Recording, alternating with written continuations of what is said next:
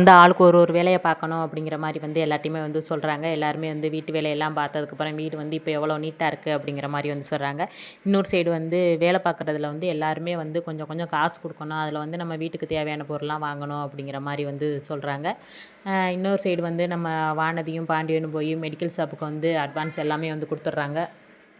வானதிக்கு வந்து ரொம்பவே வந்து சந்தோஷம். இன்னொரு சைடு வந்து சும்மா வந்து ரிப்பன் கட்டிங் எல்லாமே வந்து பண்ணலாமா அப்படிங்கிற மாதிரி வந்து கேட்குறாங்க. அதனால என்ன அதெல்லாம் பண்ணிடலாம் அப்படிங்கிற மாதிரி வந்து சொல்லவும், ஓகே நாளைக்கே வந்து கடைய வந்து எடுத்துக்கலாம் அப்படிங்கிற மாதிரி வந்து சொல்லிடுறாங்க.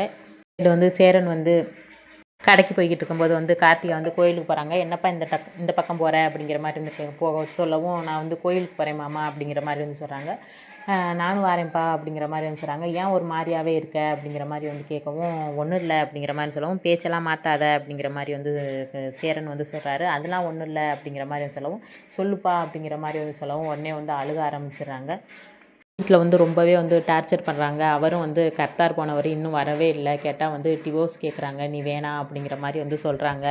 என்ன பண்ணுறதுன்னு தெரில. நகை எல்லாமே வந்து வாங்கி வச்சுட்டாங்க. சொந்த வீடு எதுவுமே கிடையாது. ஆனால் என்னை வந்து நல்லா ஏமாற்றிட்டாங்க.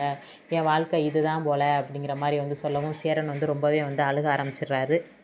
இன்னொரு சைடு வந்து நிலா வந்து வேலை பார்த்துக்கிட்டு இருக்காங்க அப்பன்னு பார்த்து.